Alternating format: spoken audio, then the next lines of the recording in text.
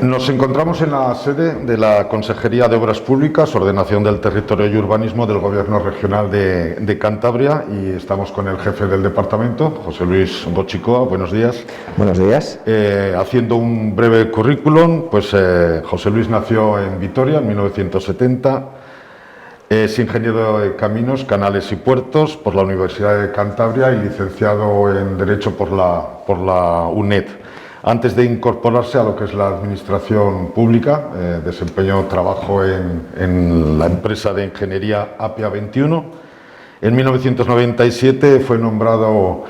funcionario del Cuerpo de Ingenieros de Caminos, Canales y Puertos del Estado, desarrollando hasta 2003 las tareas de técnico superior en el área de fomento de la Delegación del Gobierno de Cantabria y con funciones además relacionadas con las infraestructuras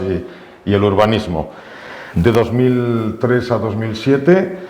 fue director de gabinete de la Consejería de Presidencia, Ordenación del Territorio y Urbanismo. De 2007 a 2011 director general de Protección Civil, también del Gobierno de Cantabria. De 2011 al 15 volvió a lo que es el puesto de técnico superior del área de fomento. Y ya de 2015 al 19 pues fue nombrado director general de Obras Públicas con José María Mazón, que ocupaba el cargo, hasta que fue reelegido este mismo diputado a Cortes, y es cuando ocupó lo que sería la consejería. Y luego ya pues con la elección de Miguel Ángel Revilla en el 2019 fue nombrado consejero de Obras Públicas, Ordenación de Territorio y Urbanismo. Una primera pregunta así un poco generalizada. ¿Cree que es necesario que los puestos de consejero o de ministro deban de ser desempeñados o ocupados por personas versadas en el tema? Cosa que muchas veces no se cumple, ¿no? Sí, vamos a ver, yo sí que creo que es positivo, que efectivamente si además coincide que la persona pues conoce la materia mucho mejor, y es imprescindible a nivel de directivo, a nivel de director general. Yo ahí sí que separaría el ámbito más de gestión, como pueda ser una dirección general, del ámbito más de consejería o de ministro, ¿no? En un ámbito de dirección general, eso de que el director general pueda ser cualquiera, yo eso no lo acabo de ver, yo eso no lo acabo de ver. Yo creo que tiene que ser alguien que desde luego conozca bien la materia en la que se verse, ¿no? El hecho de que un ministro o un consejero pues pueda además ser del ramo, pues hombre, yo creo que es siempre beneficioso, ¿no? En todo caso, hay ejemplos, pues evidentemente, en los cuales ha habido ministros y consejeros fabulosos, y también es cierto que el ámbito político influye tanto más que el ámbito puramente de conocimiento de la materia en un puesto de tanta responsabilidad política como es el nombramiento ya de un consejero o de un ministro, ¿no? Pero bueno, en todo caso yo creo que sí que es positivo, y desde luego intentaremos que así sea y que este hecho pues sea favorecedor para Cantabria y no al revés. Estupendo. Por otro lado, actualmente ocupa lo que serían tres áreas, ¿no? Obras públicas, pues la ordenación del territorio y el urbanismo. A partir del año 1999, lo que era obras públicas, en esencia, sobre todo en los primeros gobiernos autonómicos, se dividió en dos partes, en dos sectores más bien diferenciados y gestionados por consejerías distintas. Una era las carreteras autonómicas y obras municipales, que lo llevaba el PRC, y otro lo que sería las obras de agua y saneamiento, que quedó en manos del PP y PSOE. ¿Cree que estas situaciones históricamente han podido perjudicar de alguna manera al desarrollo de lo que sería la política en conjunto? Yo aquí sí que creo que quizás haya habido, pues, de alguna forma un desarrollo algo diferenciado en ambos ámbitos. Las obras públicas, pues no hay que ver más que el impulso que se le ha dado, y en el cual pues, nos encontramos con unas carreteras autonómicas, pues bueno, pues que de luego yo creo que ha sido casi la envidia, ¿no?, de muchas comunidades autónomas de España. Y sin embargo, pues en materia de aguas, aun cuando se han dado también pasos importantes en algunos avances, en algunos ámbitos, es cierto que a lo mejor pues el desarrollo no ha sido tan intenso, y sí que es un ámbito en el que nosotros ahora mismo pues estamos haciendo ahora un esfuerzo especial por intentar recuperar, ¿no?, un poco pues a lo mejor intentar mejorar lo máximo posible la situación del abastecimiento y sobre todo el saneamiento en Cantabria, ¿no? En lo que es la cuestión urbanística, ¿no considera un fracaso desde que se aprobó la ley del suelo en el año 2001, que además se aprobó por unanimidad de los tres partidos, PP, PSOE y PRC, ¿no considera a lo mejor un fracaso el que no se haya acabado el marco normativo? Bueno, vamos a ver, lo que sí es cierto es que la ley del suelo de 2001 se aprobó por unanimidad y yo creo que en general ha sido una buena ley del suelo. Ya no solamente porque se aprobara por consenso político, sino además porque de alguna forma pues permitió, yo he vivido, porque he llegado aquí en momentos iniciales desde el Estado, pero lo he visto muy cercanamente en materias de urbanismo correspondientes al Estado,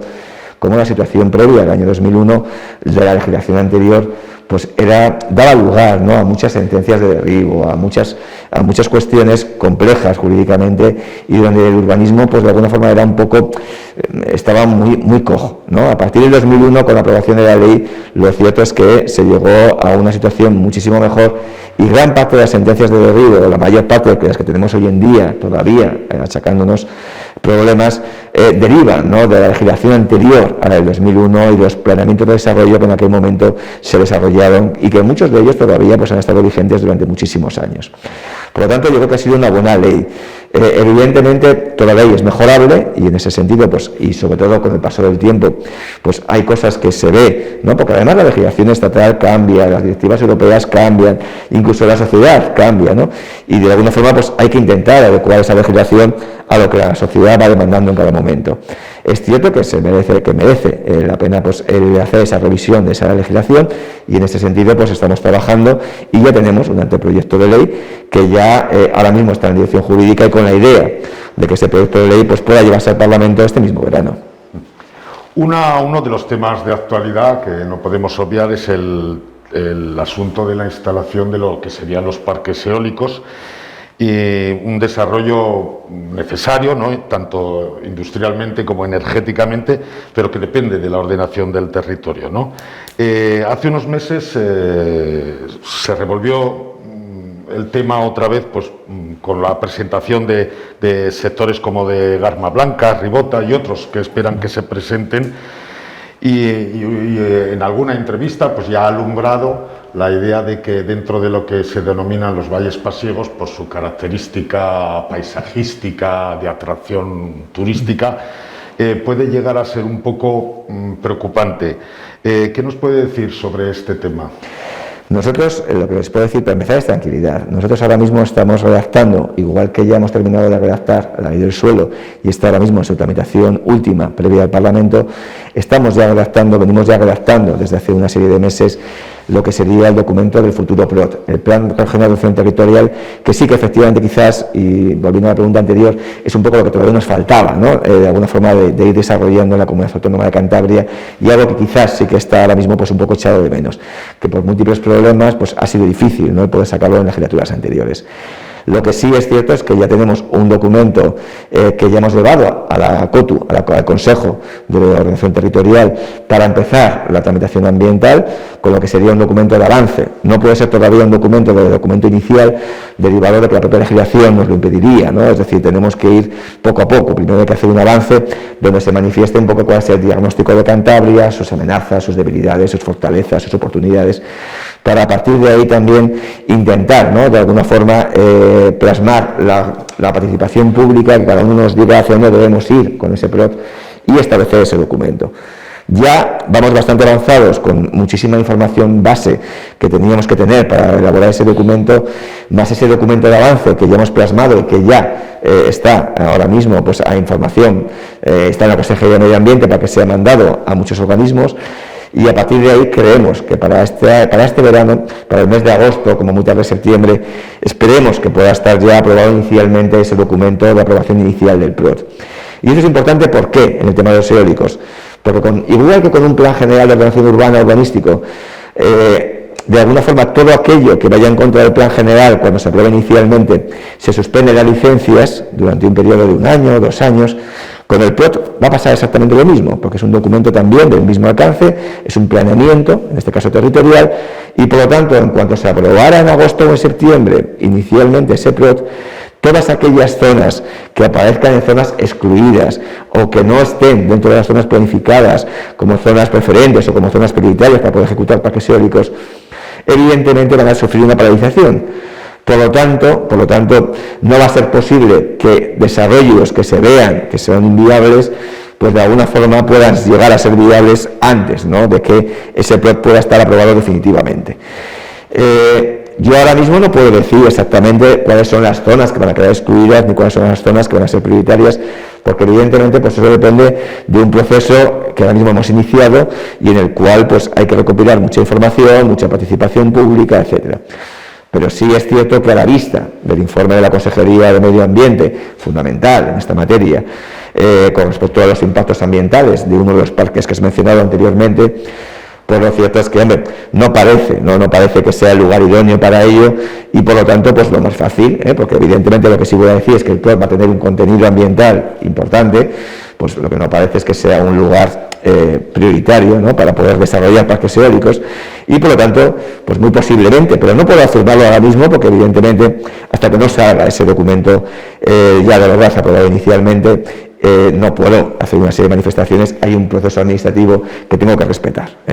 pero no parece que ese vaya a ser. Y desde luego hay tiempo porque todos los procesos de parques eólicos llevan unos plazos muy largos. Hay que tener en cuenta que primero está el trámite ambiental, pero luego está la autorización de industria, posteriormente tienen que sacar licencia municipal y para conseguir licencia municipal antes tienen que pasar por la CROTU. La misma CROTU que va a aprobar inicialmente ese documento de PROT y que por lo tanto, bueno, pues de alguna forma ya tiene, ¿no?, la información suficiente para poder decir si esa licencia pueda ser o no pueda ser otorgada. Otro proyecto estrella de esta legislatura es también el polígono de La Pasiega, ¿no?, que además pues posee unas características únicas de gran espacio de metros cuadrados, comunicación, cercanía al puerto de Santander. ¿Cómo quedan los accesos viarios, lo que serían las carreteras, o más bien, para sintetizar, lo que sería la unión con la autopista Solares Torrelavega o la Ronda de la Bahía? Sí, efectivamente, nosotros ahora mismo estamos trabajando, ya tenemos, está ahora mismo pues también en trámites ambientales, lo que sería el proyecto de trazado de la unión de la Ronda de la Bahía con lo que sería el polígono, el futuro polígono de La Pasiega, mediante una vía que en un primer momento pues sería una vía rápida, vamos a decir, de un carril por sentido, pero ampliable a dos por sentido si el tráfico a futuro llegara a ser suficiente para que ello fuera recomendable, si hubiera de verdad pues un desarrollo en cuanto a vehículos, sobre todo pesados, en cuanto a transporte, en cuanto a personas, ¿no?, que tengan que transitar por ahí, pues muy elevado, se podría incluso llegar a duplicar. Y en estos momentos pues estamos con los trámites ambientales para que pueda ser ejecutado. Forma parte además de un corredor que ya teníamos más o menos planificado en la anterior legislatura y que de alguna forma no se quedaba únicamente en el polígono, sino que además llegaría hasta lo que sería la autovía S8, que es la autovía que con el A8 que conecta pues todo el norte, todo el Cantábrico, la autovía del Cantábrico, y que en ese tramo va de Solares a Torrelavega. Por lo tanto, de alguna forma sería un poco completar, ¿no?, también, ya no solamente para el polígono industrial, sino una vía, yo creo que muy útil, de penetración, ¿no?, de alguna forma en lo que sería la Ronda de la Bahía, desde cualquier punto de los valles pasiegos, ¿no?, con lo cual el enlace estaría en principio dispuesto en la zona de Carandía y creemos que sería una vía pues muy útil para todo ello. La primera fase va a ser la conexión del polígono con lo que sería la Ronda de la Bahía y la siguiente fase ya sería la conexión del polígono con la autovía del Cantábrico. Hace 15 años entramos en una crisis financiera y ahora, pues por desgracia, estamos en una crisis sanitaria que también evidentemente afecta al bolsillo. ¿Cuál es el truco para dirigir este tipo de inversiones reales en una mala coyuntura económica? Bueno, he de decir que en ese sentido el Gobierno de Cantabria, y en ese sentido, pues hombre, el hecho de que esté una persona como Miguel Ángel Revilla como presidente, pues ayuda mucho, ¿no?, que además ha sido consejero de Obras Públicas y que tiene muy claro que la inversión pública es fundamental para tiempos de crisis, o sea, que no podemos dejar tirada, ¿no?, de alguna forma. Es cierto que las declaratorias que tenemos ahora mismo es muy potente, es muy importante y que ya no son necesarias tantas actuaciones como eran necesarias en su momento. Por ese motivo lo que hacemos es intentar priorizar, ¿no?, aquellos usos que sean más lógicos en cada sitio. Pero también es cierto que hay una necesidad de inversiones importante y que sin inversiones además no se produce una dinamización de la economía, no se produce posteriormente una mayor capacidad de trabajo y un mayor rendimiento económico, ¿no? Es decir, que las inversiones son imprescindibles si queremos prosperar. Por ese motivo las inversiones este año no han disminuido respecto al año pasado, al revés, han aumentado en 4 millones de euros. Y en ese sentido pues tenemos que estar orgullosos de poder contar con un presupuesto que es perfectamente, que es bueno para el momento en el que estamos, fabuloso y que desde luego responde, ¿no?, a las necesidades que se tienen ahora mismo en Cantabria. Miguel Ángel Revilla, dentro de las responsabilidades que nos tomó sobre todo desde el año 1995, estuvo la construcción de carreteras, viales, incluso para núcleos de muy pocos vecinos. Claro, a pesar de este esfuerzo, durante 25 años, las zonas rurales siguen manteniendo el problema de lo que se llama la despoblación, la España vaciada. ¿Qué nos puede decir sobre esta realidad? Sí, la verdad es que es una situación un poco, yo diría casi, si me apuráis, hasta mundial, ¿no? Hay un fenómeno global en el cual, pues, bueno, si el que se mueve un poco pues lo conoce con más detenimiento. La gente de Santander siempre se pensaba que iba a Bilbao o a Madrid, pues que ves que el de Bilbao también va a Madrid, que el de Bilbao se va a París, el de París se va a Nueva York, el de Londres se va... parece como que de alguna forma hay un fenómeno en el que cada vez la población mundial, ¿no?, tiende a concentrarse mayormente en grandes ciudades, en grandes urbes, en zonas pequeñas en territorio, pero de muchísima población, donde de alguna forma se localiza todo, ¿no? Lo cual yo creo que no es positivo. Yo creo que en ese sentido la pandemia también nos hace un poco reflexionar y puede venirnos bien en el sentido contrario, ¿no? En el sentido de decir, oiga, mire usted, que hay territorios donde se vive de maravilla, la actividad económica ahora mismo no es tan imprescindible que el trabajo tenga que estar en el lugar en el que físicamente está la empresa, sino que perfectamente muchísimos trabajos que se pueden desarrollar con las buenas comunicaciones que tenemos hoy en día. Si hay un medio de transporte y un medio, una carretera, un ferrocarril, válidos para poder plantarte en 1 hora o en 2 horas en un determinado lugar, ¿qué necesidad tienes de vivir en ese sitio donde además en muchas condiciones, las condiciones de vida son, pues como hemos visto todos, horrorosos? ¿Cómo ha salido la gente escopetada a las grandes ciudades en este tiempo para intentar precisamente buscar? De hecho, hemos tenido mucho más empadronamientos este año que en otros años, ¿no? Es decir, que puede venir hasta bien, ¿no? Hay que buscar siempre también el lado positivo de las cosas y puede venir hasta bien. No obstante, hay que decir que Cantabria, pese a todo, ha sido una de las comunidades autónomas que menos despoblamiento ha tenido. Solo hay que ver los casos de, no sé, de Teruel o de Castilla y León o Castilla-La Mancha, en muchos lugares donde hay muchísimos municipios prácticamente y pueblos abandonados, ¿no? Yo de Cantabria sí he podido resistir mejor que otros lugares, aparte de por su paisaje y por su belleza, ha sido también por la presencia, ¿no?, de servicios y de infraestructuras. Si no hay infraestructuras para poder llegar al pueblo, difícilmente. Si no hay, ya no digo solamente carreteras, cuestiones como banda ancha, pues ahora mismo, por ejemplo, pues en casi todas las carreteras estamos metiendo pues un tubo para que por debajo de la carretera, para que si llega un operador de banda ancha pues pueda meter el cable y llegar hasta el núcleo de población. El despliegue de las redes de telefonía móvil, cuestiones también como ahora mismo estamos ya, por ejemplo, planificando, que es el tema de disponer de una red de recarga eléctrica en todos los municipios de Cantabria. Nuestra idea es, para este año, entre este año y el que viene, poder implantar no menos de 120 puntos de recarga en prácticamente la mayor parte de los ayuntamientos de Cantabria, porque creemos que ese va a ser otra de las demandas de futuro que va a tener la ciudadanía. Lo que no puede ser es que venga un coche eléctrico y le tengas que decir que se tiene que ir a 50 kilómetros porque allí no hay posibilidad de hacer una recarga de su vehículo eléctrico, o que un vecino de allí no se pueda comprar un vehículo eléctrico porque no tenga sitio para poder recargarle. Yo creo que son iniciativas en las cuales hay que ir pensando, y ese tipo de infraestructuras tenemos que ir preparándonos y tenemos que gestionarlas bien. Si no las hay, si no hay servicios, si no hay infraestructuras, muy difícil que la gente se quede en el lugar. Si las hay y posibilitamos que las haya, cada vez es más fácil que la gente vaya manteniéndose, porque cada vez las comunicaciones son mejores y cada vez la dependencia con el puesto de trabajo en muchos puestos es menor. Y luego un tema de envergadura, también además de envergadura no solo económica, sino envergadura emotiva, histórica, en fin, es el tan mencionado túnel de la Engaña. Esta infraestructura evidentemente se diseñó hace ya muchos años para el ferrocarril. ¿Queda definitivamente aparcado el ferrocarril o todavía cabe un hilo de esperanza? Vamos a ser, yo creo que ser un poco sinceros en estas cosas, o realistas, ¿no? Lo cierto es que en estos momentos recobrar el túnel de la Engaña como túnel ferroviario pues es prácticamente inviable, ¿no? Es muy complicado de poder ejecutar. Estamos hablando de inversiones planificadas en su momento y que ya hoy en día tendrían que tener pues una transformación muy importante para cumplir todos los estándares de seguridad, y evidentemente pues es muy complicado lo que pueda ser trasladable, ¿no?, a uso ferroviario, e incluso si me apuras hasta el viario, es decir, todavía con mayor peligrosidad, ¿no? Lo cierto es que ya son infraestructuras que, por mucho que queramos, ojalá el Ministerio tuviera bien, ¿no?, el poder recuperar ese túnel, pero para cualquier otro tipo de uso que no sea, que ya no de transporte, sino para cualquier tipo de uso que no sea turístico meramente, es muy complicado de poder efectuar, porque los estándares de seguridad que existían en aquel momento pues no son los mismos que ahora, y ahora tendríamos que empezar a colocar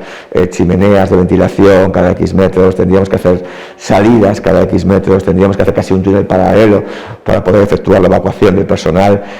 No parece muy factible, ¿no?, que en estos momentos poder hacer una obra de esa infraestructura, de ese calibre, cuando no tenemos ni siquiera un ferrocarril todavía digno, ¿no?, que vaya de Santander a Bilbao o que vaya de Santander a Madrid. Yo creo que las opuestas de Cantabria tienen que ir más en ese sentido,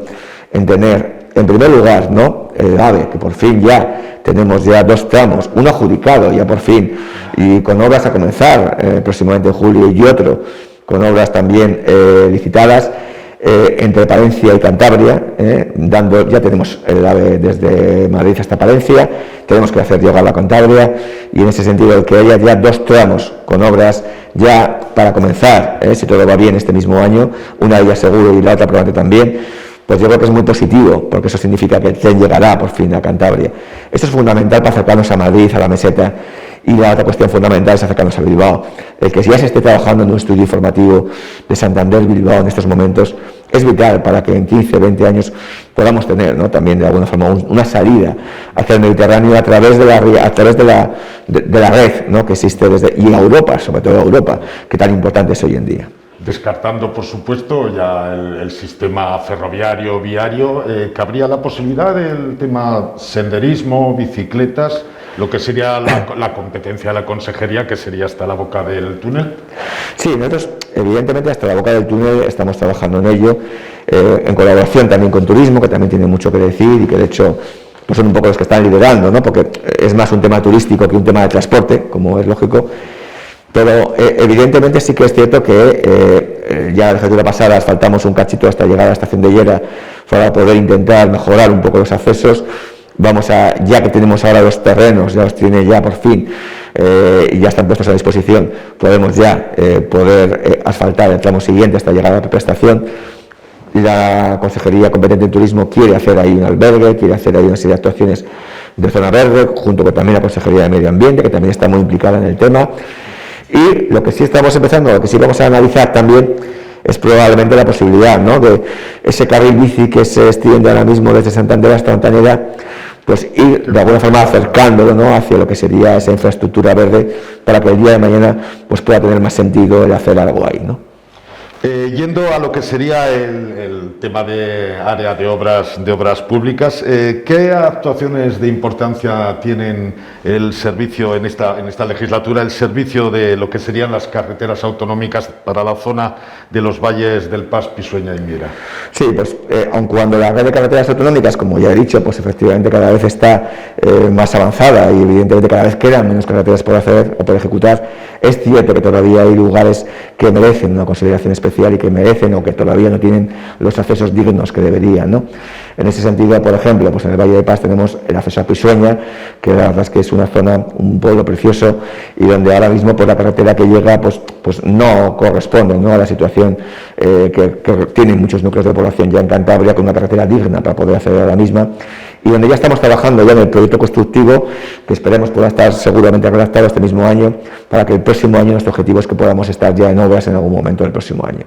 Pero además estamos ya trabajando en lo que sería la conexión del Pas con el Besaya, mediante una carretera que va desde lo que sería el municipio de Corbera de Toranzo, San Vicente de Toranzo en concreto, hasta lo que sería Anievas en primer lugar y posteriormente Arenas de Iguña. Es una carretera autonómica es una carretera autonómica secundaria de una cierta importancia, pero que también estaba en muy mal estado. Ahí estamos trabajando en 2 tramos. El primero de los tramos, desde Arenas de Iguña hasta Bullasuso, está prácticamente ya casi terminado. Estamos trabajando en un segundo tramo que va de San Vicente de Toranzo a lo que sería Castillo Pedroso, que ya se ve ya las obras como avanzan a buen ritmo, y quedaría nada más lo que sería el puerto, ¿no? Lo que sería la parte entre ambos núcleos de Castillo Pedroso a lo que sería el municipio de Aníbal, donde pues, empezaremos a redactar los proyectos ahora para poder empezar las obras esta legislatura. Tenemos también la carretera de entre ambas Mestras hacia Vega de Pas, que sabemos que es una carretera ya que se hizo hace muchos años y que requiere, ¿no?, de alguna forma una actualización, requiere ensanchar un poco más, en alguna zona generar algún paseo peatonal. Vamos a ir comenzando los trabajos poco a poco. En la zona de Buena ya vamos a empezar a hacer probablemente este mismo año pues un pequeño paseo peatonal que dé un poco más de margen en lo que sería la zona de Buena como tal, y queremos meterlo lo que sería la red integral de esa carretera en el futuro plan de infraestructuras de Cantabria que empezaría para el año 2022. Ese es un poco nuestro objetivo, de tal forma que pueda ser una realidad, pues no sé si esta legislatura o la siguiente legislatura, como muy tarde. Además, estamos trabajando también en el proyecto del puerto de Lunada, que es uno de los puertos que nos quedan, los pocos puertos que nos quedan por hacer en la Comunidad Autónoma de Cantabria.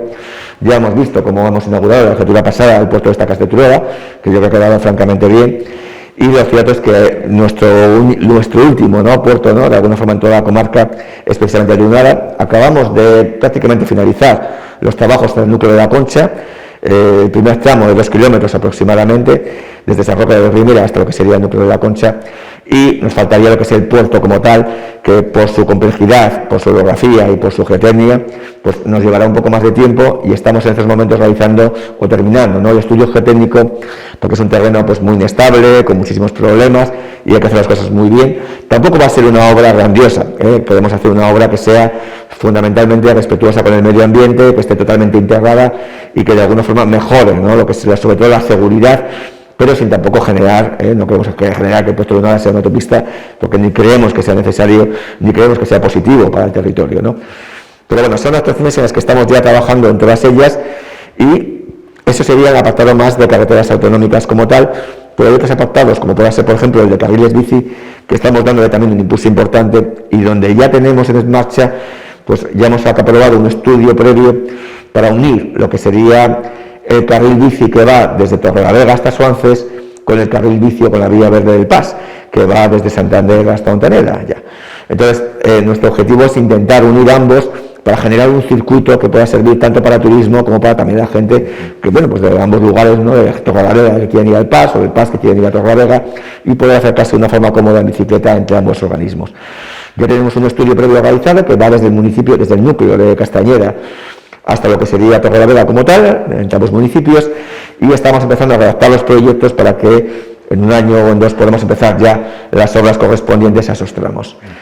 Y bueno, pues la verdad es que el objetivo sigue siendo fundamentalmente ese, ¿no?, el hacer determinadas obras en materia de carreteras, completando un poco la red o actualizando la red en aquello que falte, y además comenzar también con otras perspectivas, ¿no?, que vemos que son muy positivas, como puede ser el tema de paseos ciclables en el entorno de las carreteras autonómicas, o como puede ser también el tema de carriles bici, uniendo, ¿no?, de alguna forma los ya existentes. Pues José Luis Gotxikoa, con la esperanza de que todos estos proyectos se lleven a efecto, muchísimas gracias. Muchas gracias a vosotros. Un saludo.